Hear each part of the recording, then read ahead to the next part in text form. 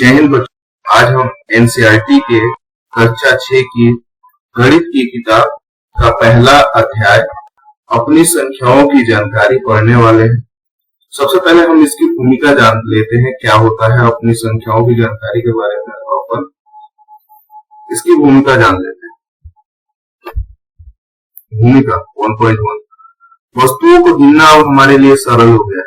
आज के दौर में हम आसानी से किसी भी वस्तु को काउंट कर सकते, गिन सकते हैं, जैसे 1 2 3 4 जो भी चीजें हैं, लोग जितने दिख रहे हैं या फिर भीड़ में कितने लोग हैं, कोई भी चीजें हम आसानी से आज गिन सकते हैं।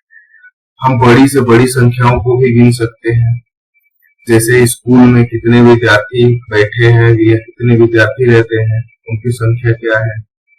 और इन संख्याओं को संख्यांक के रूप में निरूपित भी कर सकते हैं। संख्यांक मतलब इनको हम डिजिट में लिख सकते हैं, जैसे आप लोग लिखते हो 100 या 101, उसके बाद से 00 या 100 ऐसे करके अपन लिखते हो ना, वैसे हम कर सकते हैं, उसको निरूपित करना यानी दर्शा सकते हैं। हम उपयुक्त संख्या नामों का प्रयोग करके बड़ी संख्याओं से संबंधित सूचनाएं भी दे सकते हैं, जैसे 1 लाख, 10 लाख, 10,000, 100, 1000। हम संख्या का क्या किए हैं, नामकरण कर दिए। 101, 1011, 1500, 17 रुपए या फिर जो भी चीजें उसको हम क्या कर सकते हैं, बता सकते हैं कि कैसे होता। संख्या का संबंधित सूचना हम दे सकते हैं। जैसे अभी मैं बोल रहा हूं आपको 100 रुपए, तो आपको ये समझ में आ रहा है कि हमें किस संख्या के बारे में बोल रहा हूं, तो उससे संबंधित हम सूचना दे सकते हैं। ऐसा नहीं है कि यह हमेशा से ही पहली मतलब बड़ी राशि हम लोगों ने लिखना चालू की। शुरुआत हुआ 0 से, उसके बाद 1 कैसे आया, 2 कैसे आया, 3 कैसे। काउंटिंग हम लोगों ने स्टार्टिंग में चालू किया, आज से हजारों साल पहले, जब लोगों ने छोटी संख्याओं से गिनना चालू किया। 1 2 3 4 ऐसे करके काउंटिंग करना चालू किया। 5 6 7 8, फिर 9 आया, 9 के बाद फिर 10 कैसे बना, 10 के बाद 11 कैसे बना।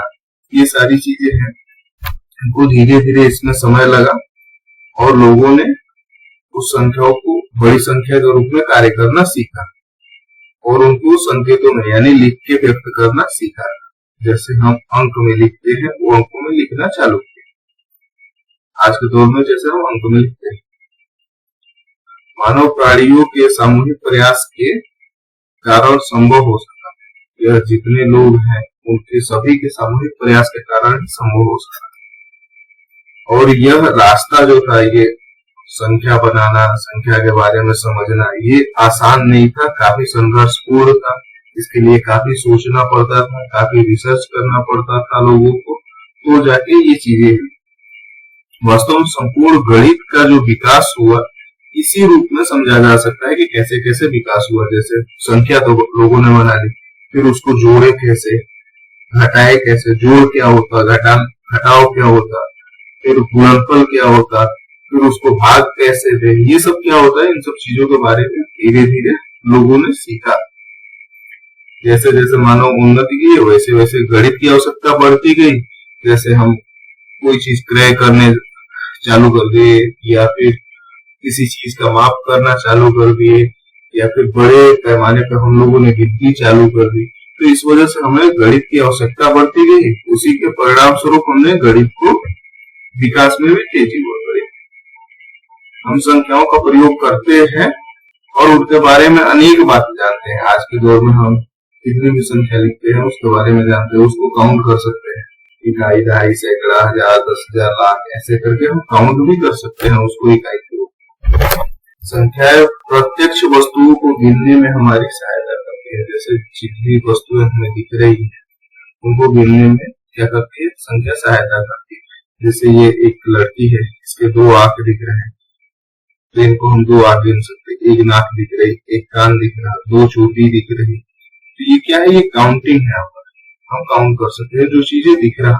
संख्याएं हमारी सहायता यह बताने में करती है एक वस्तुओं का कौन सा संग्रह बड़ा है, जैसे कलेक्शन कौन सा बड़ा है, वस्तु कहाँ पे ज्यादा है। जैसे मान के चलो यहाँ पे 10 रख दिया गया और यहाँ पे 15 की तादाद है, 15 लड़के हैं, यहाँ पे 10 लड़के हैं, तो बड़ा कौन सा है? 15 लड़कों की संख्या बड़ी है, 10 की छोटी है। इस तरीके से हम लिख सकते हैं। जैसे देखो 2 आंख हो गई इस लड़के और 1 नाक है, तो इसमें बड़ा कौन है? इसकी संख्या ज्यादा है तो लड़की के आंख की, तो इसकी संख्या 2 और ये 1। संख्याओं का विभिन्न संदर्भों में अनेक प्रकार से हम लोग प्रयोग करते हैं, गिनने के रूप में या फिर और भी सारे तरीके हैं जिसके लिए हम प्रयोग करते हैं। संख्याओं का विभिन्न संदर्भ में अनेक प्रकार से प्रयोग किया जाता है, लिखने में, गाने में, कई सारे संदर्भ है जिसमें हम इसका प्रयोग करते हैं। विभिन्न स्थितियों के बारे में सोचिए, आप लोग ये सोचो कि हम संख्या का प्रयोग कहाँ कहाँ करते हैं। इन 5 स्थितियों को आप लोग लिखो, नोट डाउन करो, जिन्हें हम संख्या का प्रयोग करते हैं। जैसे बाजार जाते हैं, कितनी दूरी तय की, तो जैसे 2 किलोमीटर दूरी के घर से बाजार, हमने क्या किया? 2 किलोमीटर, यानी संख्या यूज किया, उसको संख्या का प्रयोग किया। फिर हम बाजार वाले से 10 रुपए क्या लेना, बाजार वाले से सब्जी लेनी है, आलू जैसे लेना, मान लो आलू लेना, तो हम सबसे पहले क्या पूछेंगे? भैया आलू कितने रुपए किलो दे रहे? यानी हम क्या कर रहे हैं? उसका माप बता रहे हैं, 1 किलो, किलो यानी 1000 ग्राम हम उससे मांग रहे हैं, वो बोलेगा 10 रुपए। तो क्या हुआ? फिर हम संख्या का प्रयोग। तो संख्या का इस तरीके से हम कहाँ का प्रयोग करते हैं अपने दैनिक जीवन में। हम संख्या के साथ कार्य करने का आनंद प्राप्त करते हैं। जैसे कार्य को संख्या के साथ काम करते हैं, जैसे जोड़ना हो गया, उनके साथ योग करते हैं, जोड़ना करते हैं। फिर व्यवकलन यानी घटाने को व्यवकलन बोला जाता है, व्यवकलन करते हैं, गुणा देते हैं, भाग देते हैं। 2 को 2 से जोड़ते 4 होता, 2 को 3 से जोड़ते 5 होता, 3 को 2 घटाते, 3 में से 2 घटाते तो क्या होता? 1 आता। या 3 को 2 से गुणा करते 6 आता, 6 को 2 से भाग देते 3 आता, या 12 को 6 से भाग देते 2 आता। ये सारी चीजें हम लोगों ने पिछली कक्षाओं में सीख चुके हैं। हम संख्या अनुक्रमों प्रतीकों का पैटर्न भी देख सकते हैं, बड़ी संख्या कौन सी है, छोटी संख्या कौन सी है, ये सब भी हम देख चुके हैं कि बड़ा क्या है। जैसे आरोही क्रम, अवरोही क्रम। फिर अब संख्या की तुलना का, अभी हम लोग पुनरावलोकन करते हैं संख्या की तुलना का। हम लोगों ने सीखा था, जैसे देखो यहाँ पे पहले क्वेश्चन में दिया गया है 4 संख्याएं दी गई, एक 92 है, 92 है, एक 392 है, एक 4456 और एक 89,742 है। इनमें से बड़ा कौन है? पूछ रहा है संख्या, मैं सबसे बड़ी हूँ, कौन बड़ा है? तो वही है, सबसे बड़ा है 89,742। सबसे छोटी संख्या कौन सी है? 90 यानी 92। अब यहाँ पे देखिए 1902, 1920, 9201, 9021 और 9210। इनमें से सबसे बड़ा कौन सा है? 9210। सबसे छोटा कौन सा है इनमें से? 1902। तो ये उत्तर हम यहाँ पे जानते हैं। अब देखो क्वेश्चन आए, क्वेश्चन क्या है? जैसे देखो, क्या आप तुरंत ज्ञात कर सकते हो कि प्रत्येक पंक्ति में कौन सी संख्या सबसे बड़ी है और कौन सी सबसे छोटी? क्या पूछ रहा है?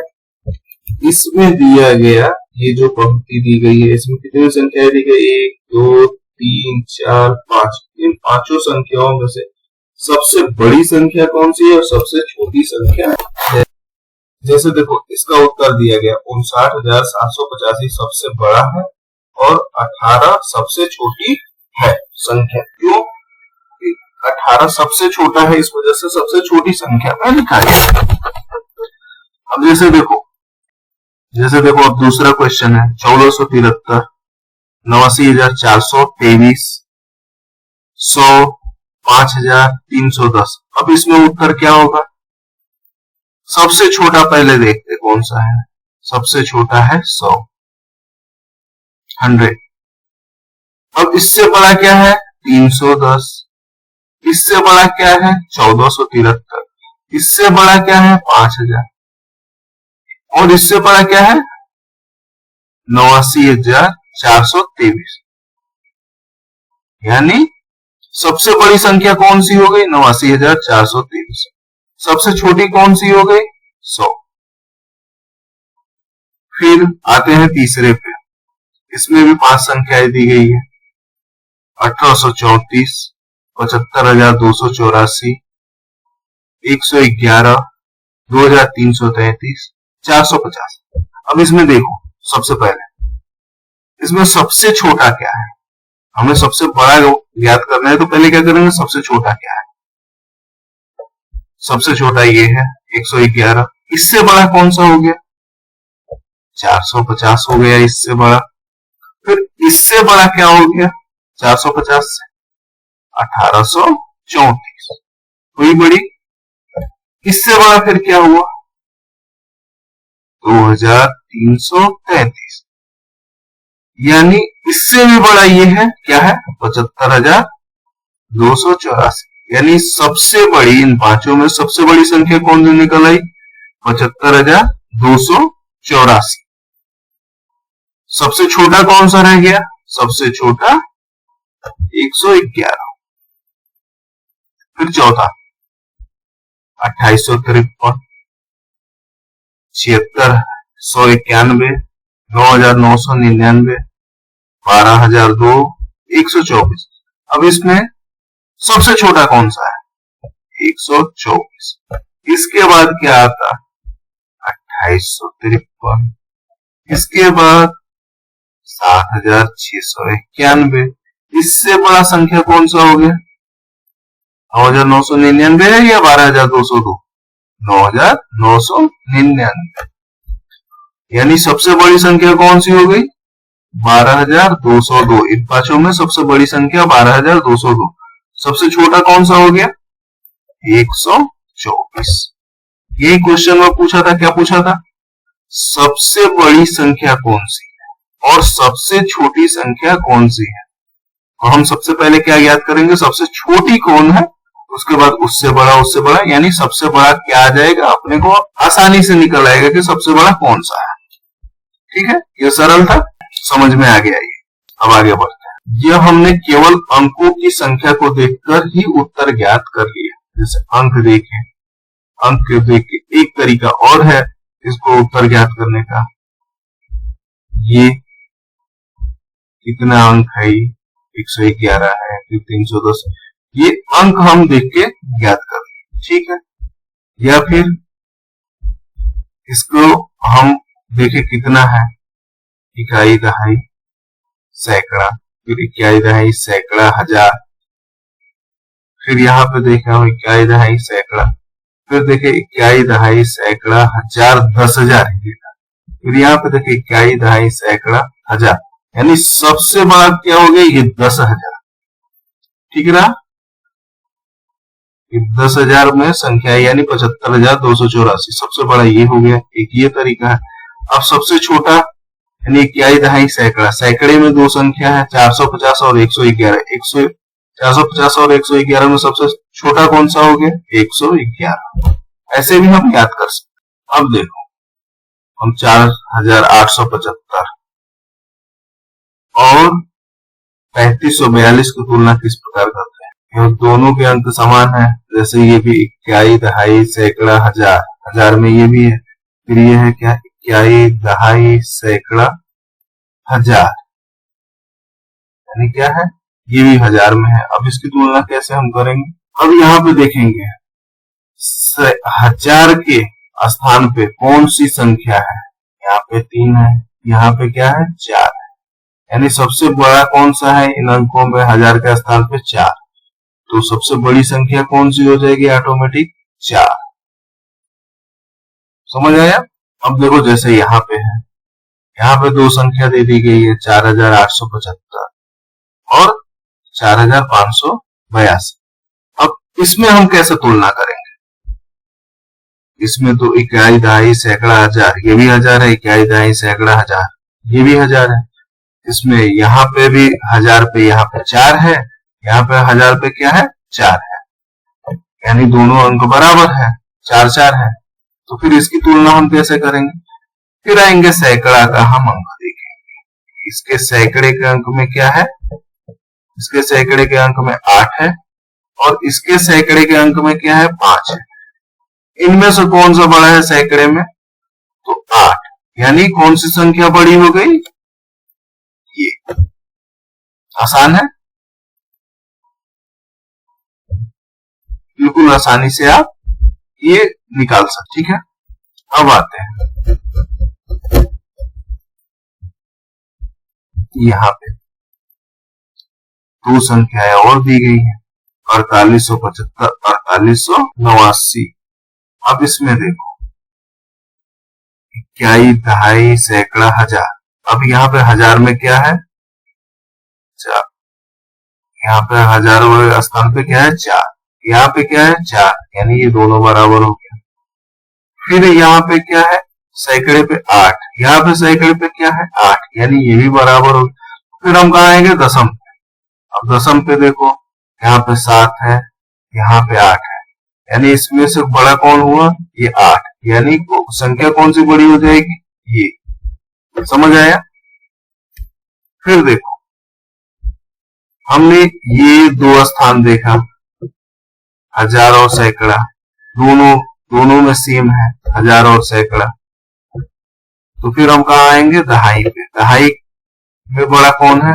ये 7 है, ये 8 है, ये 8, यानी ये बड़ा है। सेम वैसे ही यहाँ पे आएंगे हम, 4875। अब यहाँ पे देखो, ये 4800, ये हजार के स्थान पे 4 है, इसमें भी 4 है, सैकड़े पे 8 है, इसमें भी 8 है, यानी ये दोनों तो बराबर हो गए। यहाँ पे फिर क्या है? 7 है, कहा 10वें स्थान पे क्या है? 7 है, यहाँ पे क्या है? 10वें पे 7 है, यानी ये दोनों बराबर हो गए। फिर हम कहा आ जाएंगे? फिर देखेंगे इकाई।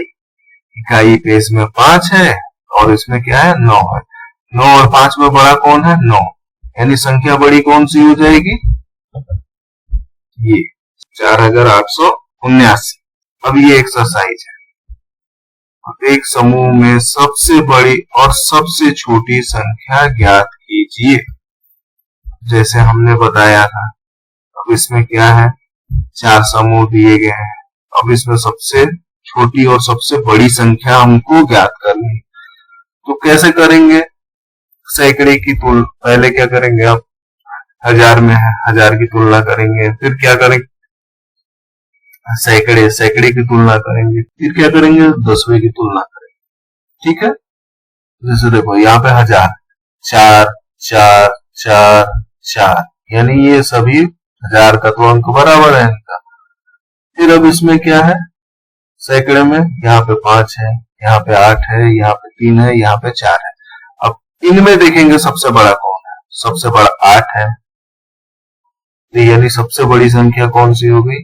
ये। सबसे छोटी संख्या कौन सी हो गई? सबसे छोटी संख्या ये, क्योंकि इसका सैकड़ा सबसे छोटा है। वैसे ही आसानी से हम इसमें ज्ञात कर सकते हैं, फिर इसमें कर सकते हैं। ये आपको प्रश्न हमने दिया, आप एक्सरसाइज करके कमेंट में आंसर इनका दो।